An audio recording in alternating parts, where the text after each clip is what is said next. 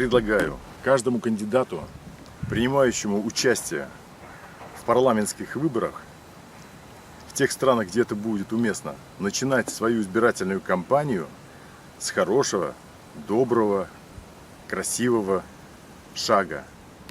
Приобретение коровы для семьи, проживающей в сельской местности, и передача ее в полную собственность без оплаты деньгами. Здравствуйте, добрые люди! Надеюсь, что мы с вами пользуемся одним аршином, одной мудростью от Василия Осиповича Ключевского. Добрыми считаем не тех людей, кто умеет делать добро, а тех, кто не умеет делать зла. Итак, о главном. Предложение, прозвучавшее в начале, впервые было озвучено в 2003 году, насколько мне известно.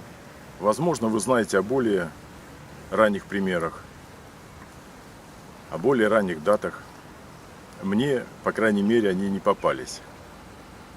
Так вот, на тот момент, 18 лет назад, было понятно, идея помогать в обзаведении коровой во время проведения выборов будет восприниматься вначале не так, как бы того хотелось. И тем не менее, как от камня, брошенного в воду, информационные круги расходились,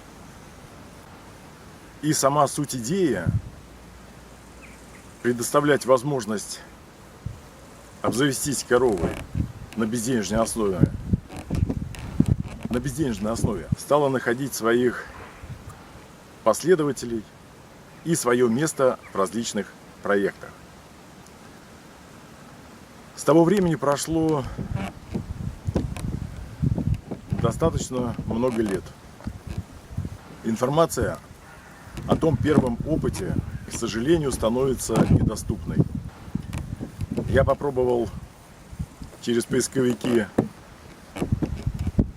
найти ее, дошел до 12 страницы выдачи и отказался от этой затеи.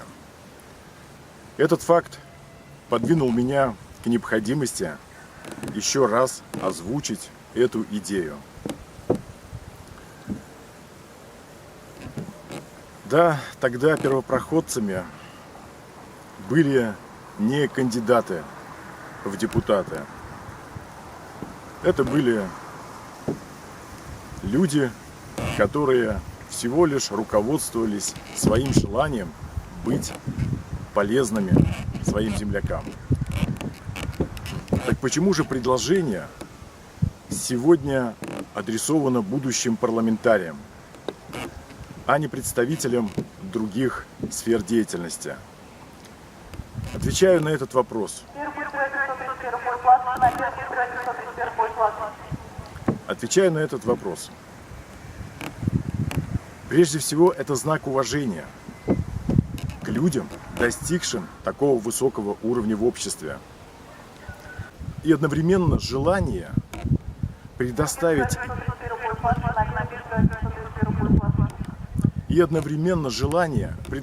им возможность быть ближе к избирателям. Возможность показать, что заботы людские им не чужды.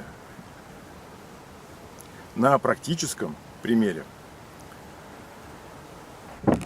Важный момент. Если традиция передавать корову станет общей для всех кандидатов, то тогда снимается восприятие этого шага как некого задабривания избирателей, приуроченные к предстоящим выборам. Предполагаю, что многие кандидаты и сами хотели бы это сделать, помочь людям в обзаведении коровой. Но перспектива быть неправильно понятыми связывает их по рукам. Итак, если в какой-то стране сформируется эта традиция, то она будет восприниматься исключительно как украшение всего хода выборов и никак иначе. И каждые следующие очередные выборы, думаю, кто-то будет ожидать с большим нетерпением. Выборы, а вернее сказать, участники этих выборов, баллотирующие в парламенты своих стран, могут стать локомотивом, который увлечет за собой и поддержит сохранение и развитие культуры содержания коров на частных подворьях. А она, эта культура, надо сказать, немного угасает, мягко говоря.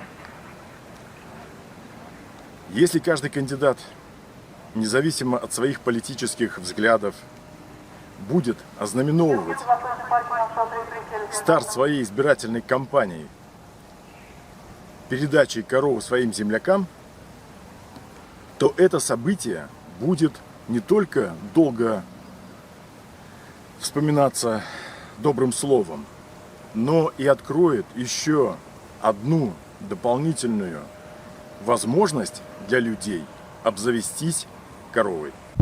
На первый взгляд может показаться, что вся процедура, связанная с приобретением, передачей коровы, может быть достаточно обременительной.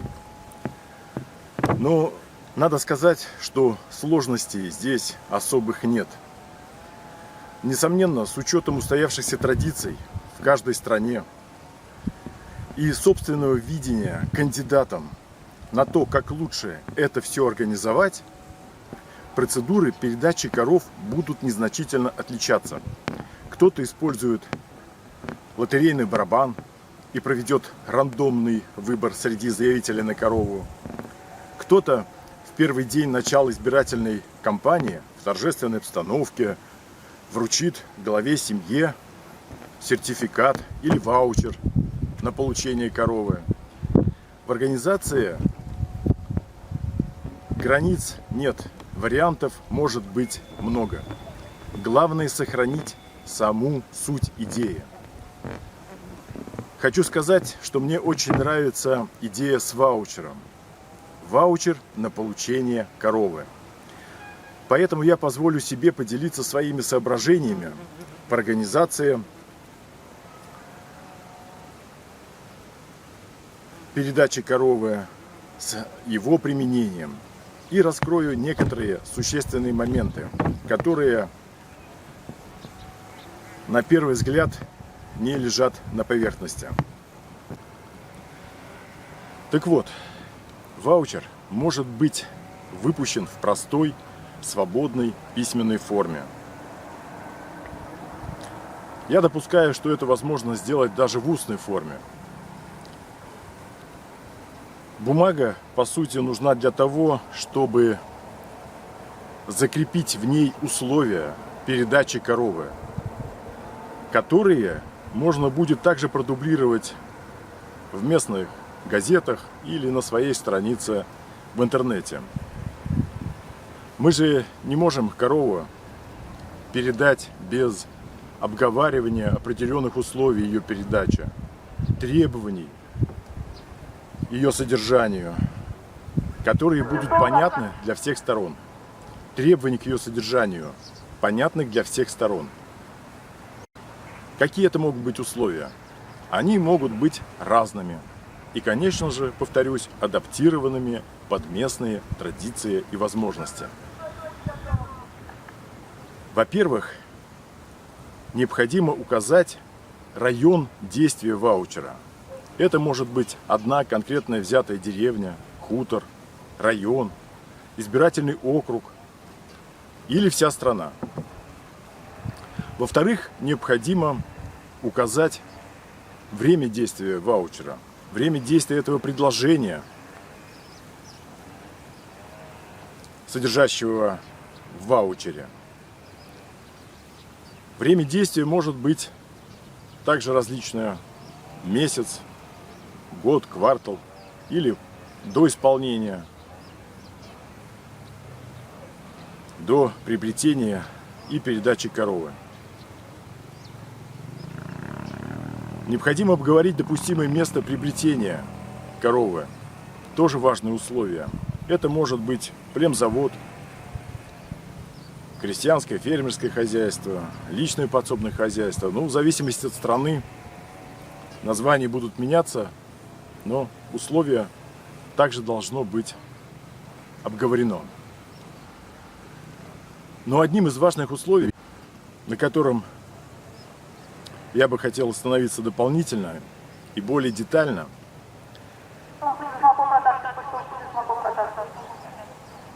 это условие затрагивает характер передачи коровы. Безвозмездный или возмездный. То есть безвозмездный характер передачи коровы представляет собой награду, поощрение людям за их желание содержать корову и сохранять тем самым традиционную деревенскую культуру. Кстати, этот факт дает нам основание называть человека, передающего корову, меценатом.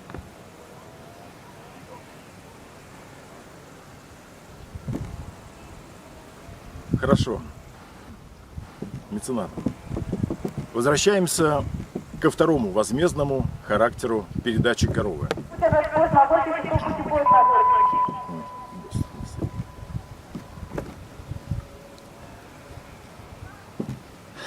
Возвращаемся ко второму возмездному характеру передачи коровы. Это уже отдельный алгоритм взаимодействия между сторонами, нацеленный на формирование цикла и превращение разовой передачи меценатом коровы в повторяющиеся во времени события. Цикличность достигается за счет приглашения людей,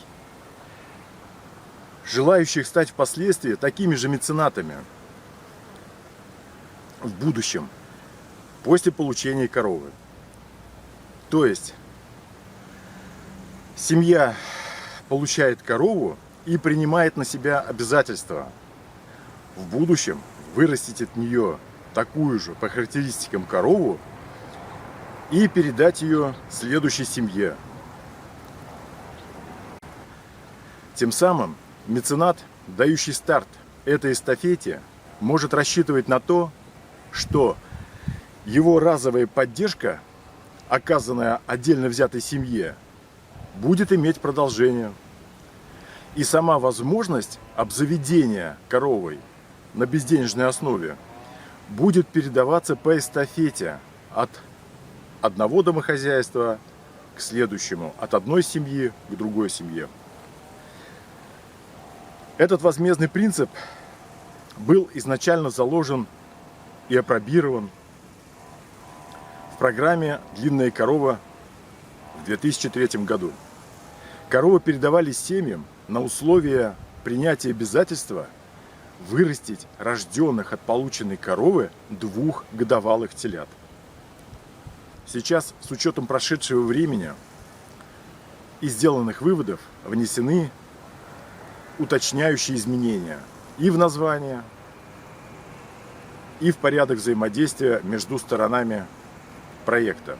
Но, наверное, это уже тема для других видео. Всем всего доброго, удачи. Микрофона нет, поэтому приходится напрягать голос, и, наверное, от этого не очень здорово получается. Я еще раз всем удачи, всем всего доброго. Надеюсь, что я был понятен.